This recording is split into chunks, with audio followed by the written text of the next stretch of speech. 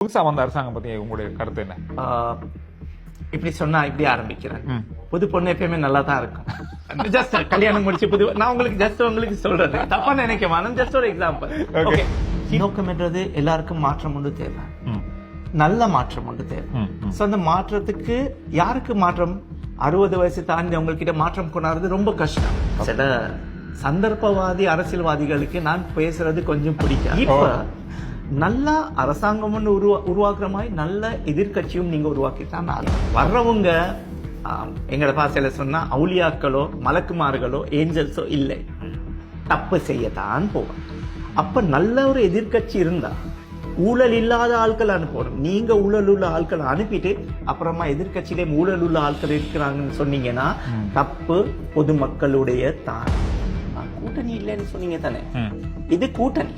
எப்படின்னு சொன்னா JVP and NPP கூட்டணி தான் இது.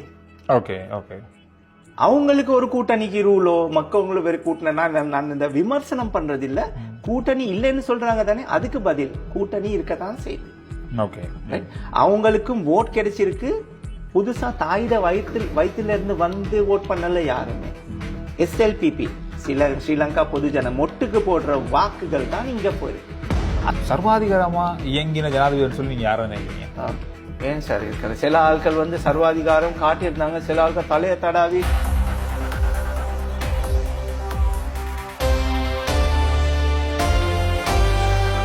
வேற பாத்திருப்பீங்க நீங்க, டிக்டாக்ல பாத்திருப்பீங்க நிறைய. அதிகமா வந்து இவருடைய டிக்டாக்க வந்து எனக்கு என்ன எப்படி வரும் எப்படி என்ன எதுக்காக வருதுன்னு தெரியாது. நிறைய அரசியல் பேசுவாரு. யாரு இவரு அடிக்கடி அரசியல் பேசுறாரு, வித்தியாசமா பேசுறாரு, என்னவா இருக்கும் இவருடைய பின்னணி என்ன? இந்த மாதிரி எனக்கு ஒரு கேள்வி வந்துச்சு. பேரெல்லாம் தேடி பார்த்து ஒரு நாள் வேற ஒரு சின்ன ஒரு ஃபங்க்ஷன்ல சந்திச்சேன். அப்பதான் ஓகே என்ன நடக்குது, நீங்க யாருன்னு கேட்டு அவரை பத்தி அறிஞ்சுக்கணும். நிறைய பேருக்கு தெரியும் அவரை பத்தி. எப்படி இருக்கீங்க? நல்லா இருக்கேன் சந்திரனா. இந்த சந்தர்ப்பம் அண்ணான்னு சொல்லுவாரு. அண்ணா அப்பதானே தம்பியா இருந்தா தானே நல்லா, அதனாலதான் எல்லாமே அண்ணங்கள் தான் எனக்கு. ஓகே, என்ன செய்றீங்க நீங்க? உங்களுடைய பேர் என்ன? உங்களுடைய நீங்க சோசியல் மீடியால அரசியல் பத்தி பேசுறீங்க. ஆமா, என்ன காரணம் அதுக்கு? என்னுடைய பேர் ஷிராஸ் யூனுஸ். நான் கொழும்புல பிறந்து கொழும்புலே வளர்ந்த எல்லா சமூகங்களோட பழகின ஒரு நபர்னு தான் என்னை நான் பாக்குறேன். அதோட அரசியல் பேசுறதுன்னா அது சமூக சேவையில இருந்து வந்தது. கிட்டத்தட்ட ஒரு 25 வருஷத்துக்கு மேல இருந்து சமூக சேவையில இருக்கிறேன் நான். 25 வருஷத்துக்கு மேல. ஓகே, எப்படி வந்துச்சு இந்த ஆர்வம்? சுனாமிக்கு எக்ஸாக்ட்லி நான் ஸ்கூல்ல ஸ்கவுட்டிங் செஞ்சேன். அது ஒரு பக்கம். சுனாமிக்கு ஒரு கிழமை கிழக்கு மாகாணத்துக்கு போயிருந்தோம் ஃபிளட்ஸ்னால. அதுக்கு எக்ஸாக்ட்லி ஒரு கிழமையில சுனாமி வந்துருச்சு. அந்த டைம் இப்ப சண்டே மார்னிங் சுனாமி வந்தது. சண்டே ஈவினிங் நாங்க 6 பேர் புறப்பட்டோம். அதுல பிரதி அமைச்சர் ஒருத்தரும் மற்றவங்க எல்லாம் 3 பேர் 4 பேர் நாங்க போனோம். 2வது அலை வரும் பொழுது நாங்க அந்த அலையும் பார்த்தோம். நாங்க நல்ல ஓடிட்டு ஏதோ தப்பின ஒரு ஆள். சோ அல்ஹம்துலில்லாஹ் இப்படி வேலை செஞ்சுட்டு வந்தனால அந்த ஆர்வங்கள், அந்த நடந்த அசம்பாவிதம் அப்படி கண்ணால பார்க்கும் பொழுது அது பற்றுச்சு மனசுக்கு. ஓகே, அதுல இருந்து ஆரம்பிச்சிருக்கீங்க உங்களுடைய வேலையில தீவிரம். அரசியல் பேசுறது நீங்க அதிகமா இருக்கு, அதுக்கும் டிக்டாக்ல நிறைய பேர் உங்களுடைய வீடியோ பார்த்திருக்காங்க, நிறைய கமெண்ட்ஸ் பண்றாங்க. எப்படி அரசியல் பேசணும்ன்ற ஆர்வம் வந்தது சந்திரனா? என்ன நோக்கம்? உங்களுடைய நோக்கம் என்றது எல்லாருக்கும் மாற்றம் ஒன்று தேவை, நல்ல மாற்றம் ஒன்று தேவை. அந்த மாற்றத்துக்கு யாருக்கு மாற்றம்? 60 வயசு தாண்டி அவங்ககிட்ட மாற்றம் கொண்டாடுறது ரொம்ப கஷ்டம். இளைஞர் கிட்டால மாற்றங்கள் வரும். சோ ஒண்ணு தான் இருக்கு டிக்டாக், மத்தது Facebook. 75,000 ஃபாலோவர்ஸ் வச்சுட்டு Facebook என்ன ஷேடோ பேன் பண்ணி நான் பேசுறது கொஞ்சம் சில அரசாங்கம் வயலன்ஸா இருக்கா? இல்ல அப்போ அது கொஞ்சம் கிள்ளி தாளாடுற மாதிரி இருக்கு. அதனால உங்களோட Facebook பேன் பண்ணாங்களா? ஷேடோ பேன் பண்ணி ரீச் குறைச்சிட்டாங்க. அப்ப இல்ல பொதுவா Facebook அல்கோரிதம் அது நீங்க பொலிட்டிக்கல் பேசினாலே ரீச் குறைஞ்சிரும். ஆமா, அப்படிங்களா? நான் அவ்வளவு டெக்னிக்கல் இல்ல சார். அது கொஞ்சம் வெரிஃபிகேஷன் 2-3 விஷயம் நான் உங்களுக்கு சொல்றேன். Thank you very much. இது மாதிரி டிக்டாக் பேசும் கிட்டத்துல தான் அந்த ரீச்காக சின்ன ஒரு யூடியூப் சேனல் ஒன்று ஆரம்பிச்சேன். வேற ஒரு நோக்கங்கள் இல்ல. நான் பல வருடங்களா பேசிக்கிட்டு வாரேன். ஆனா அரசியல் பேச விஷயம் என்னென்றால் மாற்றத்தை கொண்டாடுறதுக்கு இளைஞர் மத்தியில போறதுக்கு ஒரு வழி. எங்களுக்கு ஸ்டேஜ் போட்டு பெர்மிஷன் எடுத்து வீடு வீடா போயிட்டு மைக்ல பேச இல்லாது. சோ இதனால இது ஒரு பிளாட்ஃபார்ம் ஆக்கிட்டோம். ஏதோ இதுல எல்லாம் பெரிய நல்ல விஷயங்களும் இருக்கு, கூத்தாடி விஷயங்களும் இருக்கு, எல்லாம் இருக்கு. சோ நாங்க நல்லதை கொஞ்சம் எடுத்துருப்போம்னு தான் நான் யோசிச்சேன். அது ஒரு அளவுல நல்லதா இருக்கு. இதோட சில சந்தர்ப்பவாதி அரசியல்வாதிகளுக்கு நான் பேசுறது கொஞ்சம் பிடிக்காது. அதை பத்தி ஒரு பிரச்சனை நான் பாத்திருக்கேன். அதுதான் பாத்திருக்கேன். அதாவது இந்த புதுசா வந்த அரசாங்கம் பத்தி உங்களுடைய கருத்து என்ன? இப்படி சொன்னா இப்படி ஆரம்பிக்கிறேன். புது பொண்ணு எப்பயுமே நல்லா தான் இருக்கும். ஜஸ்ட் கல்யாணம் முடிச்சு நான் உங்களுக்கு சொல்றது தப்பா நினைக்க வேணாம். ஜஸ்ட் ஒரு எக்ஸாம்பிள். ஓகே, சின்ன புள்ள புதுசா வந்தா எங்க வீட்டுல பூனை இருக்கு, அது பேபிஸ் டெலிவர் பண்ணிச்சு 3. சோ அது நல்லா தானே இருக்கு. ஆனா போக போக தான் அது it's too early to say. ஆனா பல மாற்றங்கள் கொண்டாந்து பல வண்டிகளை கொண்டாந்து காமிச்சாங்க. அந்த வண்டிகள் மறுக்க அதே டிபார்ட்மெண்ட்டுக்கு தான் போகும். அது ஏதோ பரவாயில்ல, ஏதோ எங்களுக்கு நடந்த அநியாயங்கள் என்ன, மக்கள் வரியில என்ன கெட்டப்பட்டுச்சு. இப்ப கெட்ட போற வரிகள் இனம் குறையுமா இல்லைன்னு அடுத்தது தான் பார்க்கணும். அது மாதிரி மாற்றங்கள் பண்ணாங்க, நல்ல. ஆனா இந்த மாற்றத்தை வச்சு இந்த அலையா போக கூடாது. அலை நாங்க 2019 20 நாங்க கண்ட அலைகள் கோட்டா அலை. அதுக்கு முன்னாடி நல்லாட்சின்னு ஒரு அலை வந்துச்சு. அதுலயும் நாங்க மக்கள் என்றது நம்பிட்டு மோசம் போற ஒரு கூட்டம். அதுல நீங்களும் இருக்கிறீங்க, நானும் இருக்கிறேன், மறந்துடுவோம். சோ இதனால நான் இதைத்தான் பாத்துக்கிட்டு வாரேன். இந்த மாற்றத்துக்கு பாசிட்டிவ் தனாத்மக பாசிட்டிவ் சேஞ்ச் நாங்க எப்படி கொண்டாடுறது. இதுக்கு தான் நான் இந்த முறை சந்திரு சார் நான் என்ன ஐடியா பண்ணேன்னா, எங்கட மக்களுக்கு இந்த அரசியல் ரீதி எப்படி போகும். ஓகே, ஜனாதிபதியை தேர்ந்தெடுத்துட்டோம். அது கடைசியா முடிஞ்சு 2 நபர்கள் மத்தியில இருக்கிற ஒரு போர் அவளுக்கு தான் நடந்துச்சு. அப்படி இருந்துச்சு. இப்ப பாராளுமன்ற தேர்தல் ஒன்று வருது.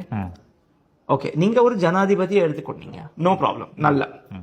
இப்ப பாராளுமன்ற தேர்தல்கள்ல ரொம்ப புத்திசாலித்தனமா நீங்க எடுக்கணும். ஏனென்றால் எல்லாமே ஒரு அலையில. இப்ப கோட்டாபே அவர்கள் இருக்கும் பொழுது 154 சீட்கள் கிடைச்சு, 2/3, 3/2 பங்கு. அது பெரிய ஒரு பலம். ஆனா அது பிழையா பாவிக்க தொடங்கிட்டாங்க. ஏனென்றால் பணம், பதவி, செல்வாக்கு, அது கொஞ்சம் தலைக்கடி கூட சொல்லுவாங்க, எல்லாமே தலைக்கு அடிச்சிடும். இப்ப நல்ல அரசாங்கம் உருவாக்குற மாதிரி நல்ல எதிர்கட்சியும் நீங்க உருவாக்கித்தான் ஆகணும். ஏனென்றால் அப்பதான் இப்ப நீங்க சொல்றீங்களே சுத்தமான 225 பேர் வரணும். இப்ப இவங்கள வச்சிருவோமே 80 ஆசனங்கள் எடுத்தாங்கன்னு, அவங்க எவ்வளவு எடுக்க போறாங்கன்னு தெரியாது. இப்ப இருக்க தேசிய மக்கள் சக்தி எம்பிபி ஜனாதிபதி அன்றகுமார் திசாநாயகவுடைய கட்சி 160 ஆசனங்கள் பெறுவாங்கன்னு சொல்றாங்க. நாங்க கோட்டாபே கேம்பெயின்ல இருக்கும்போது 154 எடுத்தோம், கொஞ்சம் தான் குறைஞ்சி. அதுக்கு எங்க ஆட்கள் 7 பேர் கையை தூக்கினாங்க, அது வேற விஷயம். அதை பத்தி பேசி வேலை இல்ல, அவங்க இப்ப வீட்டுக்கு போயிட்டாங்க, சரி அதை விடுவோம். அப்ப இது இன்னைக்கு எடுக்க போறது 160 அவங்க சொல்லட்டுமே. நான் ஜஸ்ட் ஒரு அனுமானம். ஒரு பேலன்ஸ்டான பார்லிமெண்ட் வந்தா தான் நல்ல மென்று. ஏன் சொல்றேன்னா, அப்சல்யூட் பவர் கரப்ட்ஸ் அப்சல்யூட்லி. அதாச்சும் அப்சல்யூட்லி இப்ப பெரிய ஒரு பலம் ஒண்ணு வந்தா அது பெருசா அவங்களே கரப்ட் ஆக்கும், ஊழல் உள்ள ஆளாக்கும். ஊழல் என்றது லஞ்சம் வாங்குறது, அது ஊழல் தான். இது தெரியாத உள்ளுக்கால ஒரு மனித மைண்ட் செட்ல இருக்கிற ஊழல். அதாவது நம்மள மிஞ்ச யாரும் இல்ல, நாங்க சொல்றதா நடக்கும், நாங்க தான் ராஜா அந்த மாதிரி. கரெக்ட். இது மாற்றத்துக்கு நல்ல எதிர்கட்சி ஒண்ணு. ஏனென்றால் அது சரிதான் நீங்க சொல்ற சரி. ஏன்னா கொஞ்சம் தலைக்கடிச்சிடும் அப்படின்ற ஒரு தலைக்கணம் வந்துடும் அப்படின்னு நிறைய விமர்சனம் இருக்கு இப்பவே. ஆனா எனக்கு தெரிஞ்சு இத தோற்கடிக்கிறன்றது அவ்வளவு இலகு இல்ல. தோற்கடிக்கிறது அது அவ்வளவு இலகு இல்ல. தோற்கடிக்கிறத பத்தி நான் பேசவே இல்லை. அது மக்கள் கொடுத்த சந்தர்ப்பம்னால தானே வந்திருக்காரு. 3% இருந்து 43% போனது. அது ஒரு பெரிய ஒரு மாற்றம் உண்டு தான். அதை நாங்க எக்ஸெப்ட் பண்ணி ஆகணும். அதுல ஒரு மாற்றமும் இல்லை. ஆனா போற ஆட்கள் எப்படி எனக்கு கொஞ்சம் யோசிக்கணும். ஏன் வர்றவங்க எங்கட பாசையில சொன்னா அவுலியாக்களோ மலக்குமார்களோ ஏஞ்சல்ஸோ இல்லை, தப்பு செய்யத்தான் போவாங்க. அப்ப நல்ல ஒரு எதிர்கட்சி இருந்தா ஊழல் இல்லாத ஆட்கள் அனுப்பணும். நீங்க ஊழல் உள்ள ஆட்களை அனுப்பிட்டு அப்புறமா எதிர்கட்சியிலே ஊழல் உள்ள ஆட்கள் இருக்கிறாங்கன்னு சொன்னீங்கன்னா தப்பு பொதுமக்களுடைய தான். இப்ப நான் உங்களுக்கு இப்படி தப்பு உங்களுடையன்னு சொன்னா 3 விரல் எனக்கு காமிக்குது. அதனால முதல்ல நான் என்ன சரியா திருத்திக் கொள்ளணும். இந்த தப்ப கரெக்ட் பண்ண. என்றால் நிறைவேற்ற உள்ள ஜனாதிபதி, கடைசி நிறைவேற்ற அதிகாரமுள்ள ஜனாதிபதி இவர் என்று சொல்லி அவரோட சுனில் அந்து நெட்டியோ யாரோ ஒரு இன்டர்வியூல சொல்லியிருந்தாங்க. அப்ப அதை மாற்றத்துக்கு இவங்க சொல்லுவாங்க எங்களுக்கு 154 அதாச்சும் 2/3 கொடுத்தீங்கன்னா we can do that. அதுக்கு என்னுடைய கருத்து என்னன்னா, நல்ல ஒரு எதிர்கட்சியிட பங்களிப்பும் இருந்தா, இன்னொரு முக்கியமா இருக்கு, எதிர்கட்சி ஆட்கள் யாராவது ஓட் கேட்டாங்கன்னா அவங்களுக்கு சொல்லுங்க, நிறைவேற்ற அதிகாரமுள்ள ஜனாதிபதியோட பதவியை இல்லாமக்கிறதுக்கு நீங்க உதவுவீங்களா? அப்படி இருந்தா தான் நீங்க அவங்களுக்கு வாக்கு கொடுங்க. இல்லாட்டி காலால இழுப்பாங்க. இவங்களோட அரசாங்கம் இருக்கனால இவங்க காலால இழுப்பாங்க, அவங்க காலால. ஆனா அதனால நல்ல எதிர்கட்சி ஒன்று இருந்தா எல்லாட்ட பங்களிப்பு இருக்கும். இந்த சாபத்துல இருந்து வெளியே வருது. இதை ஒரு சாபமா தான் நான் பாக்குறேன். எப்ப பார்த்தாலும் ஒரு பாலம் ஒன்று உடைஞ்சா ஜனாதிபதி சொல்லித்தான் பாலத்தை செஞ்சார், தண்ணி பில்ல குறைச்சா ஜனாதிபதி சொல்லித்தான் பாலம் எடுத்தாரு. இது என்ன வடகொரியாவா? அந்த லெவலுக்கு போக கூடாது. அதான் சொல்றேன், அப்சல்யூட் பவர் கரப்ட்ஸ் அப்சல்யூட்லி. அது ரொம்ப மக்களுக்கு அது தெளிவு இருக்கும். எல்லாருக்கும் அவங்க போடுற கேண்டிடேட் இந்த இனத்துல இருக்கிறாரு, இந்த மதத்துல இருக்கிறாரு, அதனால நாங்க போடும் அப்படி போடுவோம். நீங்க பார்த்து போடுங்க. அப்படி நீங்க இந்த கட்சியில இருந்து வந்த சுட்டி போடுறோம்னு சொல்லி அவர் நாளைக்கு உள்ள செஞ்சா அந்த பாவம் உங்களுக்கும் வரும். Very simple. நீங்க சொல்றீங்க அப்ப ஒரு காட்டத்துக்கு மேல இப்ப இருக்கிற தேசிய மக்கள் சக்தியில இருக்கிறவங்க கூட ஊழல் செய்ய வாய்ப்பு இருக்கு. மனிதர்கள் எல்லாம் ஊழல் நடக்கும், தெரிஞ்சு நடக்கும், தெரியாமலும் நடக்கும். புத்திசாலித்தனமா யோசிச்சிருங்க. அதனால ஒரு பலமான எதிர்கட்சி வேணும் அப்படின்னு நீங்க சொல்றீங்க. நல்ல ஆட்களோட பலமான ஒரு எதிர்கட்சி. இப்ப இருக்கிற எதிர்கட்சிகள் இப்ப நாம சொல்றோமே, அவங்க தனியா தான் கேட்க போறாங்க. அவங்க தனியா தாங்க, யாருமே பெரிய மற்ற கட்சியில இருந்து எடுக்க போறதும் இல்ல. அவங்களோட நோக்கமே தேர்தலுக்கு பிறகும் கூட இந்த கட்சியும் சேர்த்துக் கொள்றது இல்லை அப்படின்ற ஒரு நோக்கம் அவங்ககிட்ட இருக்கு. அப்படி இருக்கும்போது இந்த எதிர்கட்சிகள் எல்லாமே ஒன்று சேரணும் அப்படின்னு தானே இப்ப சொன்னாங்க. ஆனா யாருமே ஒன்று செய்யற மாதிரி தெரியல. தனித்தனியா ஏன் தமிழ் கட்சிகள் கூட அப்படிதான் இருக்கு. முஸ்லிம் மக்களை பிரதிநிதித்துவப்படுத்துற கட்சிகள் கூட இன்னும் அது தொடர்பான பெரிய அளவான ஒரு உடன்பாட்டுக்கு வந்த மாதிரி எனக்கு தெரியல. சந்துருவனா, இப்ப நீங்க சொன்னீங்க இவங்க எடுக்க மாட்டாங்க. என்பிபில இருந்தவங்க இதுக்கு முன்னாடி ஓட் பண்ண ஆட்கள் கூட்டணி இல்லைன்னு சொன்னீங்க தானே. இது கூட்டணி எப்படின்னு சொன்னா ஜேவிபி அண்ட் என்பிபி கூட்டணி தான் இது. Okay okay. அவங்களுக்கு ஒரு கூட்டணிக்கு ரூலோ மக்களுக்கு வேற கூட்டணி நான் இந்த விமர்சனம் பண்றது இல்ல. கூட்டணி இல்லைன்னு சொல்றாங்க தானே, அதுக்கு பதில் கூட்டணி இருக்கத்தான் செய்யுது. ஓகே. அவங்களுக்கும் ஓட் கிடைச்சிருக்கு. புதுசா தாயிட வயிற்றுல இருந்து வந்து ஓட் பண்ணல யாருமே. எஸ்எல்பிபி ஸ்ரீலங்கா பொதுஜன மொட்டுக்கு போடுற வாக்குகள் தான் இங்க போயிருக்கு. அதுல 36% வாக்குகள் வெறுப்புல போட்டுப்பட்டிருக்கும் முன்னாடி இருந்த அரசாங்கத்துல. அப்படித்தான் நான் கருத்துறேன். ஏன்னா எல்லாருக்கும் ஃபீலிங்ஸ் இருக்கு, ஆர்வங்கள் இருக்கு. கஷ்டத்துல போட்டோம், கியூல நின்றோம், எல்லாமே நடந்துச்சு. அதனால 9வது நிறைவேற்ற அதிகாரமுள்ள ஜனாதிபதி அனுரகுமார திசாநாயக்க கூட மஹிந்த ராஜபக்சேக்கு கேன்வாஸ் பண்ணி கேம்பெயின் பண்ணி வந்த ஒரு ஆள் தானே. அதனால மஹிந்த ராஜபக்சேவோ மொட்டோட இருந்த ஆட்களை நீங்க முழுக்காவே வெறுக்க, நான் அது சொல்லல. அவங்களுக்கு ஓட் போடுங்க, அவங்களோட டைம் முடிஞ்சு, அது நான் சொல்ல வரல. ஆனா நாங்க யோசிச்சு ஒரு மக்களுக்கு பிளேம் பண்ணணும். கொழும்புல கொலம்போ சென்ட்ரல் வாழத்தோட்டத்துல கிட்டத்தட்ட 4000 வாக்குகள் விழுந்திருக்கு என்பிபிக்கு. என்பிபி ஜேவிபி கூட்டணி. வாழத்தோட்டம் என்ற கெசல்வத் என்ற அந்த ஒரு ஜனாதிபதி ரணசிங்க பிரேமதாஸ் அவருடைய கோட்டை. அங்கேயும் சஜித் பிரேமதாஸ் அவர்களுக்கு கிட்டத்தட்ட 50% வாக்குகள் குறைஞ்சிருச்சு. 86,000 எடுத்தது 43,000 கொலம்போ சென்ட்ரல். அப்ப இந்த தோத்துட்டார். முஜிபுர் ரஹ்மானுக்கு அட்ரஸ் இல்லாம போற லெவலுக்கு இறங்கிட்டார். எப்ப பார்த்தாலும் இந்த அரசாங்கத்திலும் அமைச்சர், அந்த அரசாங்கத்திலும் அமைச்சர். 8னா இப்ப 108 130 வாகனங்கள் என்னமோ கிடைச்சிருச்சு கோல்ஃபேஸ் கிட்ட. அதுலயும் 107 வாகனங்கள். அதுலயும் எடுத்த 2 கிழமைக்கு வந்த மந்திரியும் இருக்கிறாங்க தானே அப் கண்ட்ரில. அவங்களுக்கும் அப்ப என்ன, அவங்கள மறுக்கா நீங்க தேர்ந்தெடுத்து அனுப்பி மறுக்கா அவங்க தமிழ் சகோதரர்கள் அப் கண்ட்ரியில இருக்கிற மலையகத்துல இருக்கிற தமிழ் சகோதரர்களுடைய உரிமைக்கு அவங்க என்ன செஞ்சிருக்கிறாங்க? ஒரு டெய்லி வேஜ், ஒரு நாள் சம்பளத்துக்கு கூட அவங்களுக்கு வருஷம் எடுத்ததுக்கு மக்களோட ஆர்வம் இருக்கத்தானே செய்யும். சோ அதனால நீங்க அதே மாதிரி அப் கண்ட்ரி இல்லாத சதர்ன் ப்ராவின்ஸ்ல அவங்களும் பார்க்கணும். கிழக்குல இருந்த மக்களுக்கு இப்ப கொஞ்சம் தெளிவு வந்திருக்கு. கிழக்குல இருக்கிற முஸ்லிம் சகோதரர்களுக்கும் தெளிவு வந்திருக்கு. அவங்க எல்லாம் பக்கம் பேலன்ஸ் பண்ணுங்க. இனவாதம் மதவாதம் பேசினாங்களே அவங்கள வெறுத்துருங்க. நான் என்னைய சிறுபான்மையா பாக்குறது இல்ல சந்துருவனா, நான் என்னைய ஒரு இலங்கை ஒரு ஸ்ரீலங்கனா பாக்குறேன். சிங்கப்பூர் இன்னைக்கு அந்த யோசனையில தான் அப்படி இருக்கேன். இன்னைக்கு நான் பார்த்தேன்னா ஓகே 8% என்று சொல்றாங்க, ஆனா 2 தரக்க சென்சர்ஸ் எடுத்திருக்கிறாங்க. அந்த டீடைல்ஸ் வெளியே வரல. 2 தரக்க எடுத்திருக்கிறாங்க பொதுமக்களுடைய வரி பணம் காசுல. ஆமா 2 தரக்கா 2015 எடுத்தாங்க. அதுக்கு பிறகு ஒரு சென்சர் வெளியே வரல. ஏனென்றால் அவங்களோட அந்த பெர்சன்டேஜ் கூடி இருக்குன்னு சொன்னாங்க. முஸ்லிம் சகோதரர்களோட பாப்புலேஷன் கூடி இருக்குன்னு சொன்னாங்க. அதனால சரியான கணக்கு சொல்றாங்க இல்ல. இப்ப நீங்க என்ன அவங்க சொல்றாங்க அல்லது உங்களுடைய ஐடியா படி உண்மையிலேயே இந்த முறை புதாக்களுக்கான வாக்கு தான் கிடைக்குமா இல்ல பழைய ஆட்கள் ஒதுக்கப்படுவாங்களா? நிச்சயமா பெரும் வீதாசாரத்துல பார்க்க போனா பழைய ஆட்கள் ஒதுக்கப்படுவாங்க. பல ஆட்களோட பொலிட்டிக்கல் கரியர்ஸ் முடிஞ்சிடும். ஒரு பேச்சுக்கு சொல்லணும், இப்ப முஸ்லிம் கட்சி தலைவர்கள் முஸ்லிம்களோட தலைவர்கள் யாரும் இல்லை. செருப்பால வீசி அடிக்கப்பட்டாரு அரௌஃப் ஹக்கீம். அவருக்கு அங்க பூ வச்சாங்க எங்க அக்குர்னே. ஏமாற்றால் எவ்வளவு காலம் செய்வாங்க? போதும் இது. அது மாதிரி இப்ப எனக்கு பல பேர் கேட்டாங்க நீங்க என்ன செய்ய போறீங்க?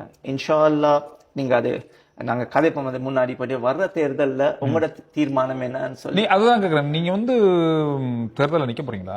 சுயேட்சையா நிக்கிறதுக்கு ஒரு ஐடியா வச்சிருக்கேன். கட்சிகள்ல கேக்குறது என்ன சொன்னா, இப்ப எனக்கு பல பேர் எனக்கு இந்த ஐடியா தீவிரமா வந்த காரணமே பல மாதங்கள் முன்னாடி, பல வீக்ஸ் முன்னாடி 2018 உள்ளூராட்சி தேர்தல்ல பார்ட்டிசிபேட் பண்ணேன். அதுல நடந்தது என்னன்னு சொன்னா, கொழும்புல 42% கொழும்பு 1ல இருந்து 15 வரை காட்டி தமிழ் பேசும் முஸ்லிம் இனமும் தமிழ் இனமும் இருக்கிறாங்க.